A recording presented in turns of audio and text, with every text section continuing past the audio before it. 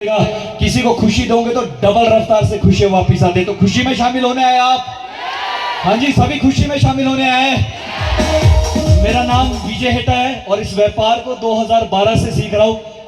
जब मैंने काम शुरू किया था 20 साल की उम्र में मेरे पास ये बिजनेस आ चुका था, लेकिन स्टार्टिंग में थोड़ी सी दिक्कत परेशानी हर काम में रहती है।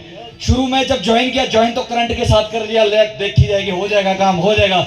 और मेरे अपलाइन जो है, मैं उनके लिए बहुत बहुत धन्यवादी हूँ और स्पेशली धन्यवाद करना चाहूंगा अपने बड़े भाई विनय हेटा जी। एक बार जोरदार तालियां उन्हीं जी के लिए, जिनके माध्यम से मेरे पास ये बिजनेस आया।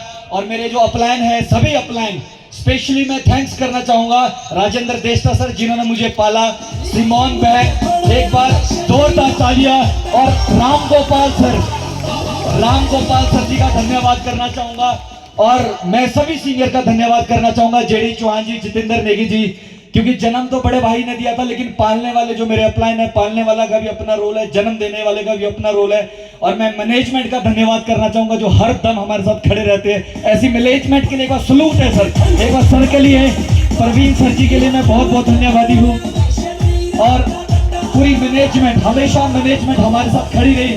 12 साल के सफर में कभी ऐसा नहीं हुआ कि मैनेजमेंट ने किसी बात के लिए ना किया हो। ऐसी सुपर मैनेजमेंट, काम तो खुद ही करना पड़ेगा, काम के लिए तो आपको तैयार रहना ही पड़ेगा, लेकिन मैनेजमेंट का जो साथ रहा उसके लिए मैं सलूट करना चाहूंगा प्रदीप जैन सर और प्रवीण जैन सर के लिए।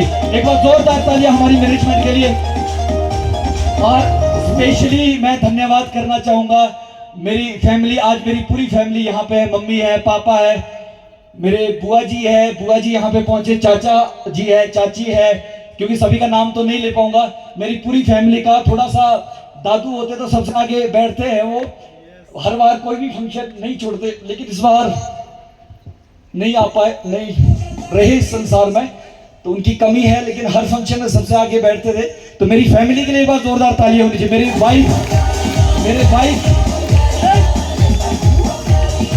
मेरे वाइफ ने हमेशा मेरा साथ दिया। एक आदमी मुझे कहता कि बहुत शरीफ आदमी हो, बहुत लकी आदमी हो, बहुत शरीफ आदमी हो, वाइफ से प्यार करते हो, और उससे भी लकी इसलिए कहा कि अपनी वाली से ही करते हो। तो मेरे वाइफ ने मेरा बहुत साथ दिया इन 12 साल के सफर में। मैं पूरी फैमिली का धन्यवाद करना चाहूंगा। जब काम शुरू किया था, शुरू में थोड़ी सी दिक्कत रही, बहुत सारे लोगों ने डराया कहां फंस गया, तो आपके साथ भी चीजें होती होगी, कहां फंस गया है, पता नहीं कुनिया ठोका वाला अपराध, तो पता कुनिया ठोका। एज कम थी, 20 साल की उम्र में काम शुरू किया था। पहले तो करंट में थे, लेकिन धीरे धीरे 10 दिन बाद करंट कम हो गया, 20 दिन बाद कम हो गया, महीने बाद तो मैं छोड़ने ही लगा था। मैंने सीनियर को फोन किया, तो मैं अप्लाई ने कहा, बोले विजय जी किससे सलाह ली? मैं कहा सर मैंने बहुत सारे लोगों से पूछ लिया। मैं कहा जी कोई नहीं मान रहा, कोई नहीं करने वाला। लेकिन जब सर ने मुझे कहा कि विजय जी ऐसा है, बिजनेस आपके पेट में दर्द हो जाए तो किससे सलाह लेने जाएंगे आप? सब्जी वाले से तो नहीं जाएंगे, हाँ जी, वकील से तो नहीं जाएंगे, डॉक्टर से तो सलाह लेंगे। तो इस व्यापार की सलाह आप किससे ले रहे हैं? एक आदमी 10 कंपनी में फेल हुआ है और जाके हम उसी से पूछते हैं, भाई जी बताना जरा कि है भी ये ठीक कि नहीं, है भी ये दम कि नहीं। उसके पास वो दे सकता है आपको जानकारी, उसके बाद अनुभव है, पर किस बात का? फेल होने का। वो बता सकता है कि फेल कैसे हो सकते हैं। लेकिन जिस आदमी ने कमाया है, वो बता सकता है कि कमा कैसे सकते हैं। अगर मैं आज यहाँ से करोड़पति क्लब में शामिल हुआ हूं, तो मैं बता सकता हूं कि 1 करोड़ कैसे कमा सकते हैं, 30 लाख का चेक कैसे उड़ा सकते हैं, जिसने कमाया ही कुछ नहीं है। हमारा सलाहकार कौन है? 95% लोग इसलिए इस बिजनेस व्यापार में आगे नहीं आ पाते, क्योंकि सलाहकारी मतलब ऐसे होते जो हम फेलियर लोगों से सलाह ले लेते हैं।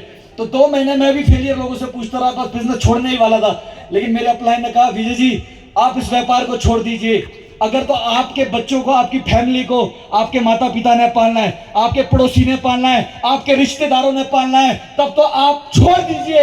लेकिन जब करना जिंदगी में सब कुछ है, खुद ही है, तो फैसले भी खुद के होने चाहिए, डिसीजन खुद के होने चाहिए।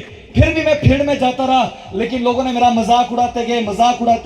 ये तो वही बात होगी कि एक वेटनरी का डॉक्टर, नया डॉक्टर लगा था वेटनरी में, नया डॉक्टर लगा था, तो उसको कहा गया कि जाइए फलाने गांव में भैंस बीमार है, आपने जाके उसका इलाज करना है। उसने अपना बक्सा उठाया वेटनरी के डॉक्टर ने बस्ता उठाया और जैसे ही वो वहां गांव में पहुंचा, जिसके घर में पहुंचा, नया नया डॉक्टर लगा था, किताबी कीड़ा था, लेकिन उसको थोड़ा एक्सपीरियंस नहीं था कि गोली कैसे खिलानी। भैंस बीमार है, उसको ये पता था कि गोली कौन सी खिलानी है, पर उसको ये ना पता चले कि खिलाड़ी कैसे है।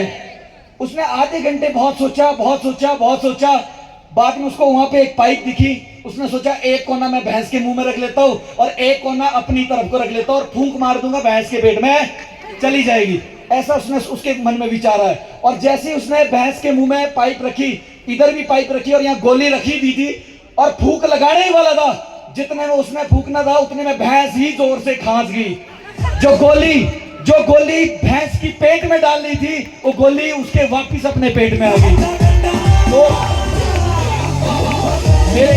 मेरे साथ भी कुछ ऐसा ही हुआ। शुरू में जाता तो मैं गोली देने औरों को था, खा के खुद ही आता था। मैं मामे को समझाने गया, मामे ने मेरे को ही समझा दिया। मेरे अपलाइन ने कहा तो लीडर तू थोड़ी ना हुआ, लीडर तो तेरा मामा हुआ। अगर तू किसी को समझाने गया है, अगर उसने ही तेरे को समझा के वापस भेज दिया है तो लीडर तू नहीं है, लीडर वो है जो तेरे को समझा के वापस भेज दिया है। तो आपको अपनी स्किल के ऊपर थोड़ा सा काम करना पड़ेगा। आपको अपने बॉडी लैंग्वेज के ऊपर थोड़ा सा काम करना पड़ेगा। आपको अपने आई कांटेक्ट के ऊपर थोड़ा सा काम करना पड़ेगा। तो मैं जी करना गया, तो उसके बाद एलडीपी लगाई, ट्रेनिंग प्रोग्राम लगाया। उसके बाद धीरे धीरे चीजें ठीक होती गई। 1000 पैसे काम शुरू किया था और सबसे बड़ा चेक यहाँ से 32 लाख का उड़ा चुका हूँ जी।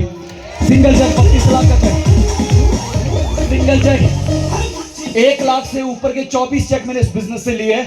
1 लाख से ऊपर के 24 चेक ले चुका हूं, जिसमें सबसे बड़ा चेक 32 लाख का है। इससे पहले 2 चेक 17 लाख के लिए।